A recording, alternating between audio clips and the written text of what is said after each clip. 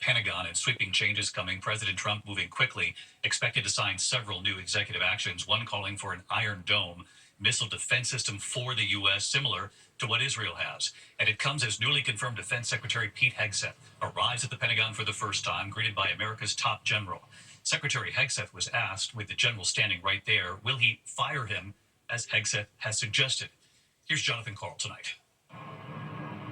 Newly minted Secretary of Defense Pete Hegseth arrived at the Pentagon today. After a squeaker of a confirmation vote, the Senate split 50-50, Vice President J.D. Vance breaking the tie. Good morning, everybody. How we doing? It's an honor to be here. Hegseth's first day comes with new executive actions by President Trump. A call for what Trump dubs an Iron Dome for America, a missile defense shield similar to Israel's. It would likely cost hundreds of billions of dollars that Congress would need to approve. Another executive action calls for the military to reinstate with full back pay and benefits any service members who were terminated for refusing to get the COVID-19 vaccine. Trump is also directing Hegseth to eliminate diversity, equity, and inclusion programs and to change guidance that allowed transgender people to serve in the military. By some estimates, there are about 15,000 transgender troops now serving, about half of 1%. The lawful orders of the President of the United States will be executed inside this Defense Department swiftly and without excuse. The new secretary today was greeted by the chairman of the Joint Chiefs of Staff, General C.Q. Brown, someone Hegseth has said should be fired. Writing in his book, C.Q. Brown doesn't so much care if quality individuals serve at the Air Force Academy, so long as they all look different or more like him. Today, Hegseth was asked if he still wants to fire General Brown. Another member of the Joint Chiefs of Staff. Standing with him right now. Look forward to working with him. And today, the Trump Justice Department announced that more than a dozen career prosecutors who had worked on Jack Smith, special counsel Jack Smith's investigations, were abruptly fired. These were career prosecutors, some of whom had worked for many years under both Republican and Democratic administrations. The acting attorney general said they were fired today because they could not be trusted, he said, to implement the Trump agenda. David? John Karl live at the White House. John, thank you. Now to the U.S. economy, the U.S. stock market, and the news from China today that sent tech stocks tumbling. One U.S. company, NVIDIA, had the biggest single-day drop in history. Amid questions, is China now ahead of the U.S. on artificial intelligence? Have they found a way to do it cheaper, fewer chips, less energy? The tech-heavy NASDAQ down 600 points, a 3% drop. U.S. chip maker NVIDIA seeing that biggest single-day loss ever. President Trump speaking on this just moments ago, and here's our chief business and economics correspondent, Rebecca Jarvis, tonight. Tonight, the biggest single-day loss for a stock ever. Shares of NVIDIA, which makes the chips used to power artificial intelligence, plunging nearly $600 billion. The sell-off triggered by the emergence of a powerful and more efficient new Chinese AI chatbot called DeepSeek. Its release, a kind of wake-up call to investors, causing them to rethink U.S. supremacy and the costs in the battle for AI dominance. DeepSeek, the app, tonight #1 in both Apple and Google's app stores, built in China, allegedly at a fraction of the cost, using far less energy than Western competitors like OpenAI, Google, and Anthropic. OpenAI CEO Sam Altman, recently named to President Trump's new AI project, Stargate, warned about the technology in the wrong hands when we spoke in 2023. This will be the greatest technology humanity has yet developed. So, in the wrong human hands, it could be a very different device. We do worry a lot about authoritarian governments developing this. And David, just moments ago, President Trump commenting on these new developments out of China, calling them a wake-up call to U.S. companies to compete and win. Even after today's sell-off, stocks are still up 22% over the last year.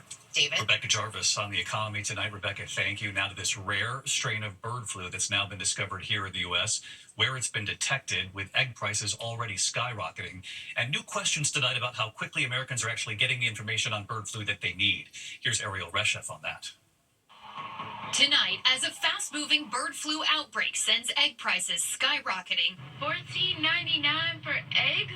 Word, the U.S. has now detected a different, more rare strain of bird flu in California. According to a new global health alert, that farm was forced to destroy nearly 119,000 birds. Last week, a farm on New York's Long Island had to kill 100,000 ducks after an outbreak. And in Illinois, Cockadoodle Farm lost 3,000 hens in a matter of days. We're like, oh, maybe it's environmental, or, and the next day hundreds were gone. And we're like, this is something. Despite 67 human cases of bird flu and 1 death, there has been no confirmed person-to-person spread.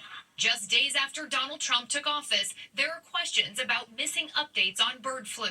Health agencies have been ordered to pause public communications until it's been reviewed and approved by a presidential appointee.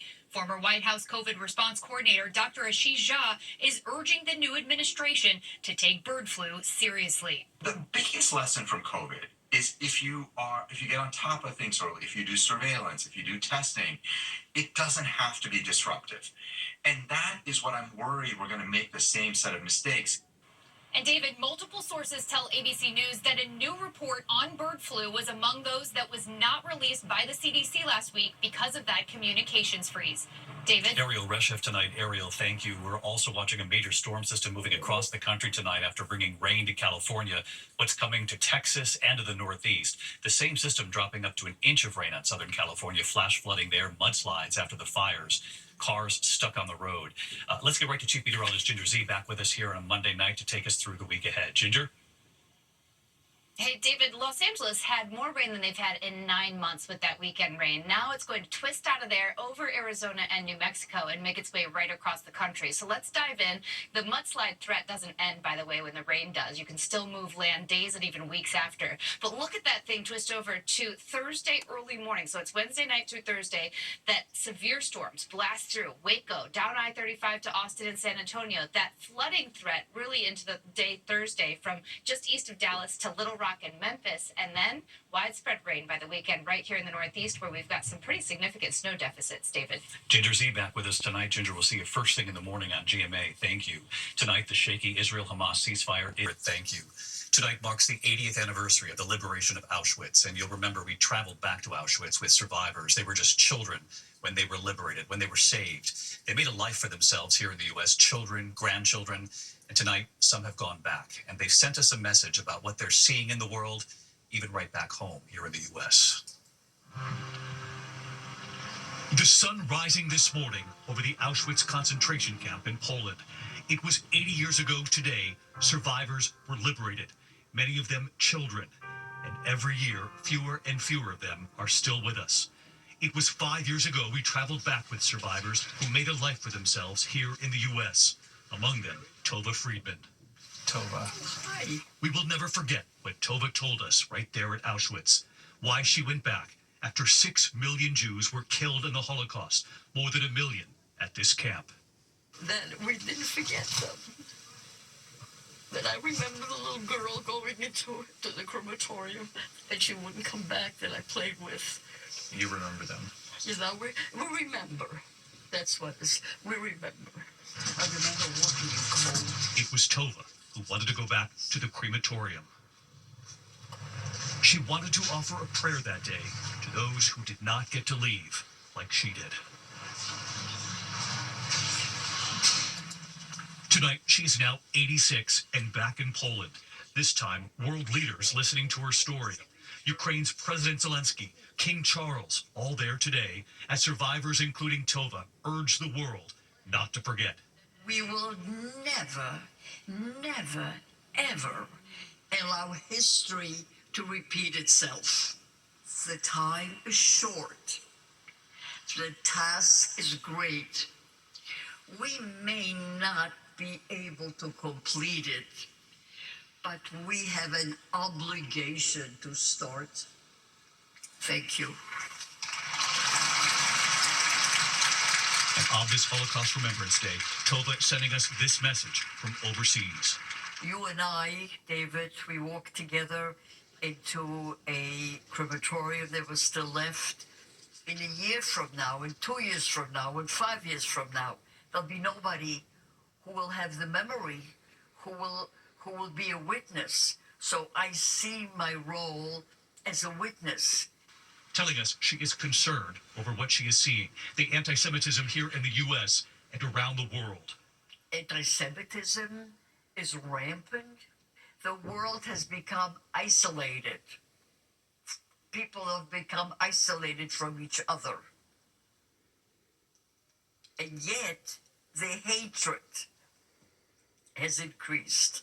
Maybe we can reach the younger generation to be not so angry. She is counting on the next generation, including her own family. It's why she felt it was important to take them in while we were there. Once I go all the way, The world needs to know this can happen. the world needs to know and to beware of its evil, to stop the evil before it spreads. And this is the end of evil. We will never forget that trip 5 years ago, and tonight, 5 years later, Tova and the survivors urging the world not to forget. When we come back here tonight, the other news this evening in the Northeast, an earthquake, and you're going to see the images in a moment here. Also news of a deadly accident on the tarmac. An airline worker has been struck and killed. And then later here, the showdown is now set, the Chiefs and the Eagles, and what we've learned already tonight. Tonight, a rare earthquake rattling the Northeast. A 3.8 magnitude quake centered off the coast of Maine felt from Portland to Boston, the strongest to hit the region since a 4.8 struck New Jersey last April. When we